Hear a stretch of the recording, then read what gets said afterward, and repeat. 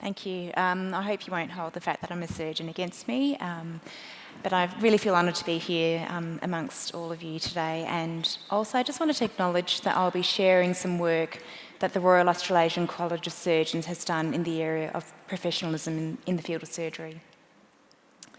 So I just wanted to take you back to the 13th of March in 1965 in New York. The lady in the picture on the slide is Kitty Genovese, and she was driving home from work in the early hours of the morning, got out of her car and walked to her apartment building and was attacked by a knife-wielding man.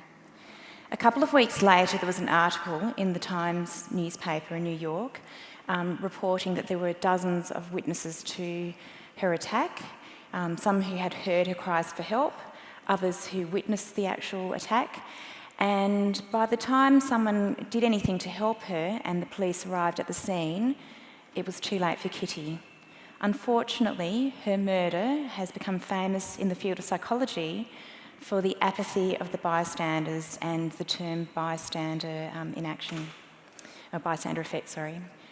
So I just wanted to now jump forward to International Women's Day in March 2015, when Sydney vascular surgeon Gabrielle McMullen made some comments which caught the media attention and created quite a storm.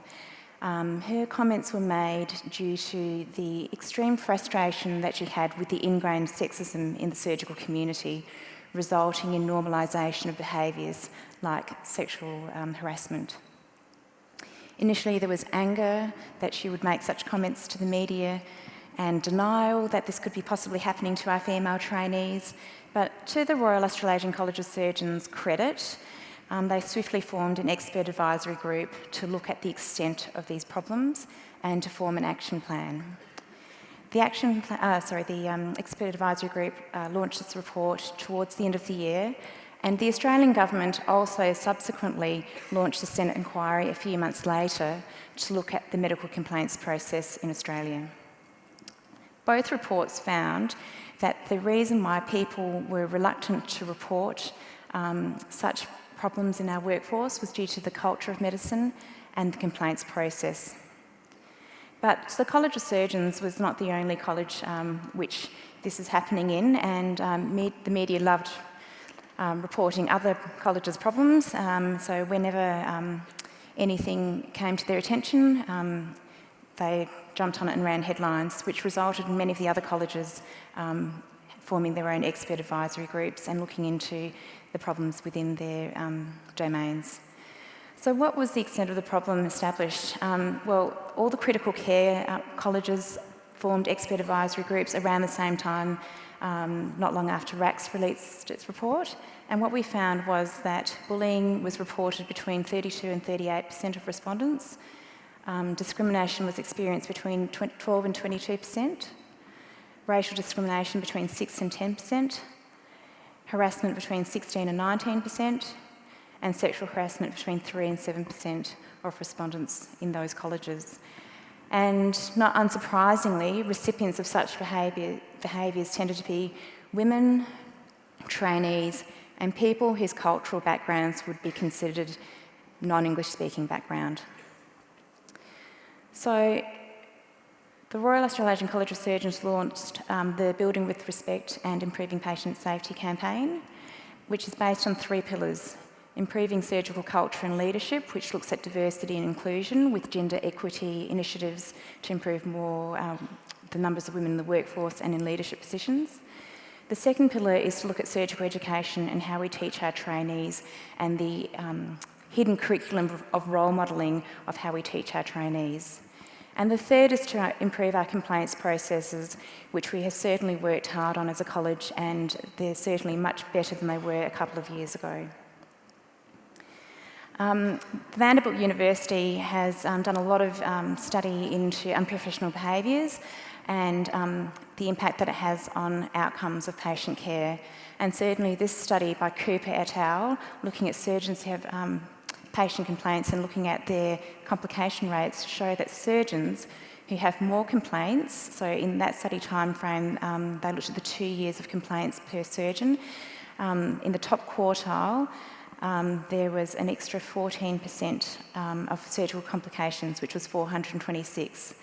But they translated it to the United States, and there would be 356,000 extra complications per annum in the top quartile of surgeons who have patient-reported complaints of their behaviours, which is not insignificant. And these are potentially preventable if those surgeons behave professionally.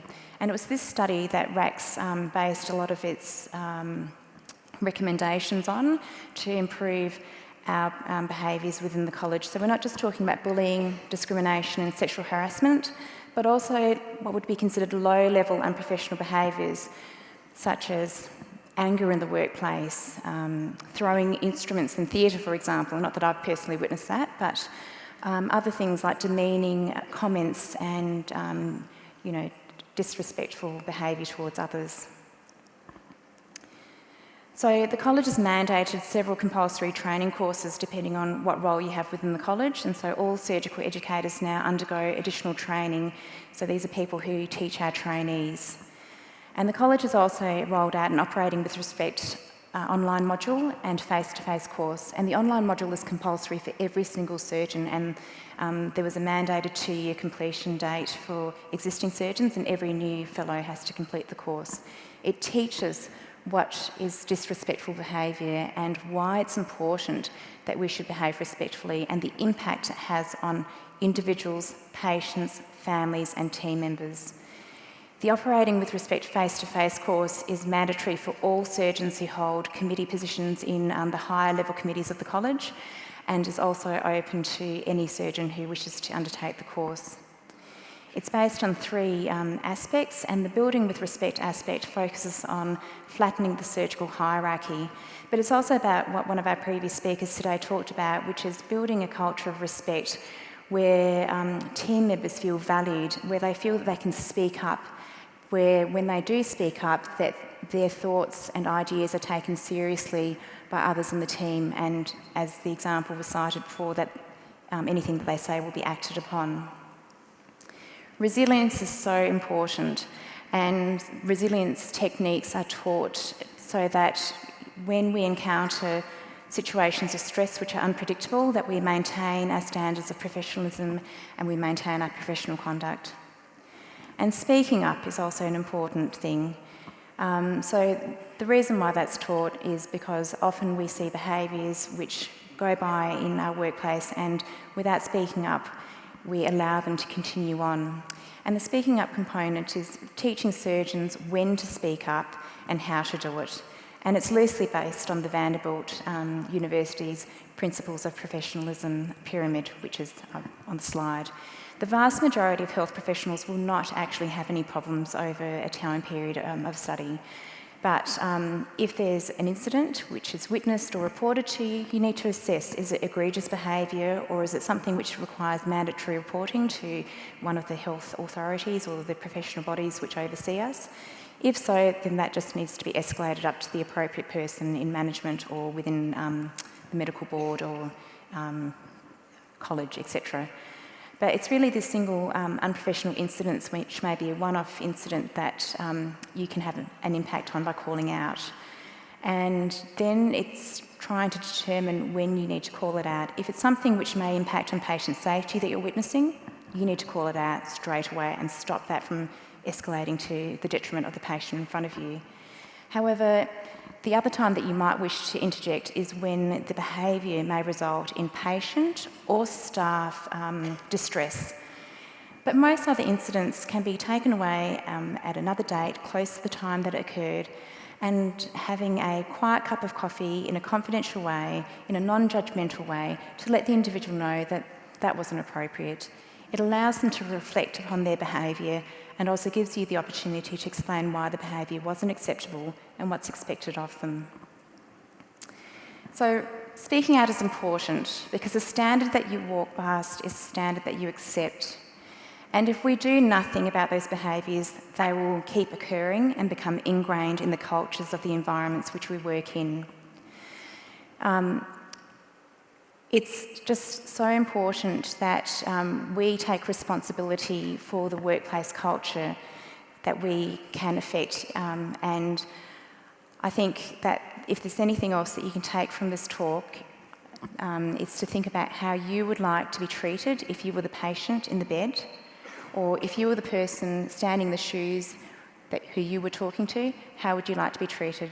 Because if we treat each other with respect and build an environment of respectful behaviour and calling out inappropriate behaviours, we'll not only build a happier place for people to work in because they feel valued as part of the team, but we'll also create a safer patient environment. And really that's what we're all here for as health professionals.